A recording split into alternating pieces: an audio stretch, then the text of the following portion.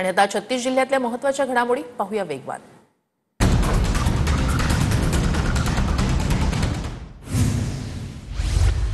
सातारा, कोल्हापूर, रत्नागिरी, सिंधुदुर्ग जिल्ह्याला आज orange alert. हवामान विभागाकडून संभाजीनगर, सोलापूर आणि बीडलाही ऑरेंज अलर्ट। राज्यातील इतर जिल्ह्यांना उद्या येलो अलर्ट। पुण्यात मुसळधार पावसामुळे सखल भागात पाणी साचलं। अप्पर इंदिरानगर परिसरात नागरिकांच्या घरात पाणी शिरलं होतं। नाशिकच्या इगतपुरी तालुक्यात 2 दिवसांच्या विश्रांतीनंतर पावसाचं पुनरागमन। तीव्र उकाड्यानं हैराण नागरिकांना थोडासा दिलासा। पावसामुळे पुण्यातील अनेक भागातील वीज पुरवठा काही काळ खंडित। स्वारगेट बस स्थानकावरील वीज पुरवठाही खंडित। लाईट नसल्यानं प्रवाशांची झाली होती गैरसोय। वाशिमच्या मंगरुळपीर तालुक्यात काही ठिकाणी मान्सूनपूर्व पावसाची हजेरी। उकाड्यापासून त्रस्त नागरिकांना दिलासा।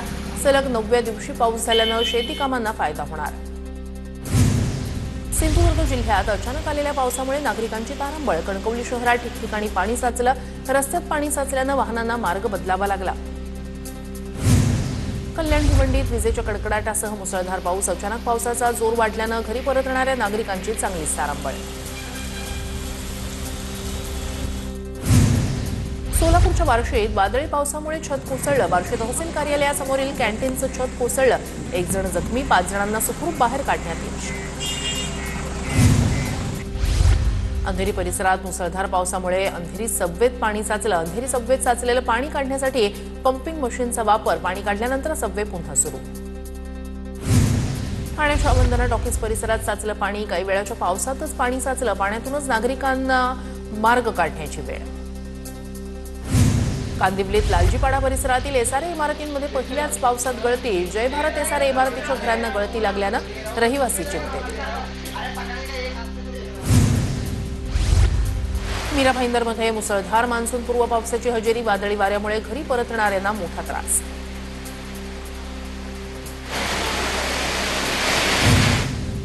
पुण्याच्या हिंजवडीत अवकाळी पावसाचा हाहाकार। फेज 3च्या भागात रस्त्यावर गुडघाभर पाणी। अनेक वाहनंही पडली होती बंद।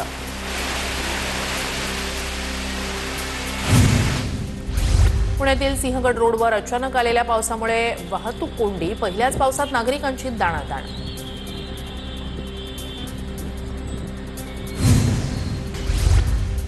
नवी मुंबईत पावसामुळे सायन पनवेल महामार्गावर वाहतूक कोंडी। वाशी, खारघर, बेलापूरमध्ये अचानक आलेल्या पावसामुळे नागरिकांची धावपळ। सिंधुदुर्ग जिल्ह्याच्या बहुतांश भागात अवकाळी पावसाचं थैमान। बांदा दोडा मार्ग राज्यमार्गावर पाणी आल्यानं वाहतूक विस्कळीत। धाराशिवच्या लोहारा इथे जोरदार पावसाची हजेरी। वेगात आलेल्या वाऱ्यामुळे रस्त्याच्या कडेची झाडं कोसळली तर घरावरील पत्रेही उडाले। वाशिमच्या मालेगावमध्ये विजांच्या कडकडाटासह धुवाधार पाऊस। अनेक गावांमधील वीज पुरवठा काही काळ खंडित। अनेक ठिकाणी वीज कोसळल्याच्या घटना। शेतातील झाडावर वीज पडल्याचा व्हिडिओ सोशल मीडियावर व्हायरल। वसई विरारमध्ये जोरदार पावसाची हजेरी। रात्रीपासूनच वादळी वाऱ्यासह जोरदार पाऊस। अवकाळी पावसामुळे आंबा, पपई, केळी पिकांचं मोठं नुकसान। नाशिकच्या सिन्नरमधील वडझिरे, जायगाव, नायगाव, देशवंडीत परिसरात सलग 4 दिवसापासून ढगफुटी सदृश्य पाऊस। टोमॅटो, मिरची, कांदा पिकांचं मोठ्या प्रमाणात नुकसान। कल्याणमध्ये श्री सप्तशृंगी इमारतीचा स्लॅब कोसळला। कल्याणमधील घटनेची मुख्यमंत्री देवेंद्र फडणवीस यांच्याकडून दखल। मृतांच्या कुटुंबियांना सरकारतर्फे 5 लाख रुपये देणार। मुख्यमंत्री देवेंद्र फडणवीस यांची घोषणा। रत्नागिरी जिल्ह्यात मान्सूनपूर्व पावसाचा कोकण रेल्वेला फटका। कोकण रेल्वेवरील वेरवली विलवडे स्टेशन दरम्यान दरड कोसळली। 2 तासांनंतर दरड हटवण्यात यश।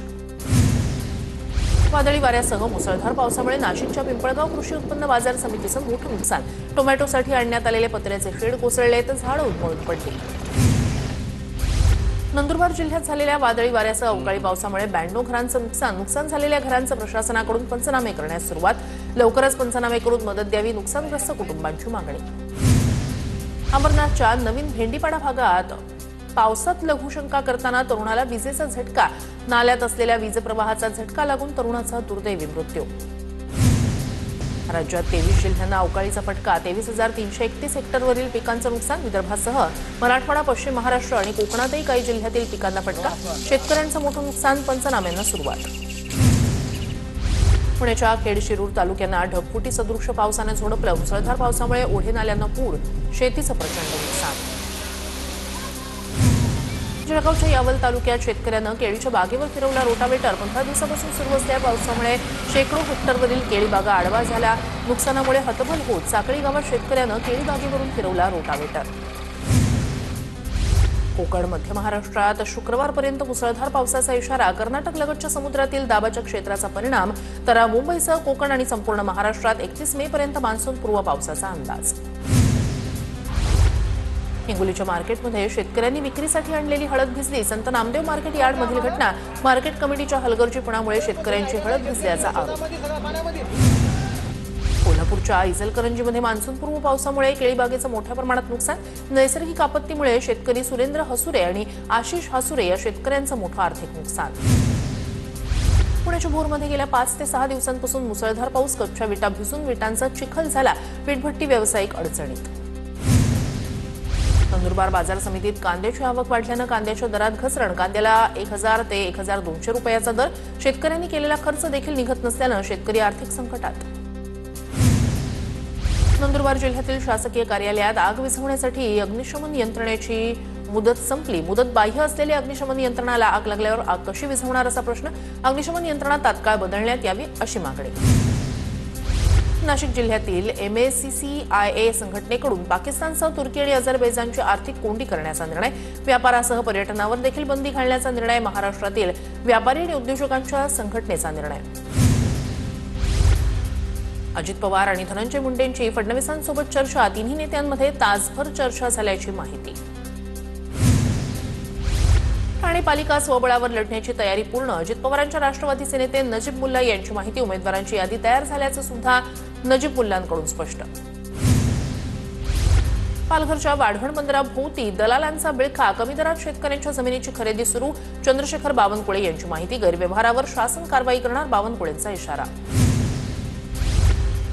जहाल माओवादी देवसूचं गोंदिया पोलिसांसमोर आत्मसमर्पण. देवसूवर 3.5 लाखाचं बक्षीस होतं. गोंदिया जिल्ह्यात 2024 पासून 3 माओवाद्यांचं आत्मसमर्पण.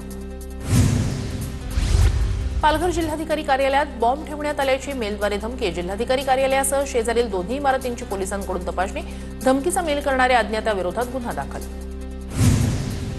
जळगावच्या चोपड्यामध्ये एसटी बसचा ब्रेक फेल झाल्यानं भीषण अपघात. भरधाव एसटी बसनं रिक्षासह 4 ते 5 दुचाकींना उडवलं. अपघातात दुचाकीवरील दोघांचा जागीच मृत्यू. 3 गंभीर जखमी. CSMT टिटवाळा लोकलमध्ये अंध महिलेला मारहाण. कल्याण रेल्वे पोलिसांकडून अवघ्या काही तासात आरोपीला अटक. मोहम्मद अली हसन अली बेग असं अटक. आरोपीचं नाव. अपंग प्रवाशांसाठीच्या राखीव डब्यात सीटवरून मारहाण झाल्याची माहिती. सिंधुदुर्गच्या नारायणवाडीत कुडाळ मालवण मार्गावर एसटी बस आणि डंपरची समोरासमोर धडक. अपघातात सुदैवानं कोणतीही जीवितहानी नाही. सोलापुरातील टॉवेल कारखान्यात लागलेल्या आगीच्या निषेधार्थ महापालिकेवर मोर्चा. मोर्चादरम्यान प्रतिक्रिया देताना कारखाना मालकाला अश्रू अनावर. 8 लोकांच्या आगीत मृत्यू. अग्निशमन दल याला कारणीभूत असल्याचा आरोप. अकोल्यात काँग्रेस आमदार साजिद खान पठाण यांचा विद्युत विभागाच्या अधीक्षक अभियंत्यांना इशारा. वारंवार वीज पुरवठा खंडित होण्याच्या समस्या वाढल्यानं नागरिक त्रस्त. रायगडच्या पेण उपजिल्हा रुग्णालयातील अडचणींवर शिवसेना ठाकरे गट आक्रमक. रुग्णालयात औषधांचा तुटवडा आणि रुग्णांना बाहेरून औषधं खरेदी करण्यास सांगितल्याचे प्रकार. युवा सेनेच्या पदाधिकाऱ्यांकडून संबंधितांवर कारवाईची मागणी. अमरनाथ पालिकेवर भटक्या विमुक्तांचा मोर्चा. मूलभूत नागरी सुविधा देण्याची मागणी. आसूड ओढत वेधलं प्रशासनाचं लक्ष.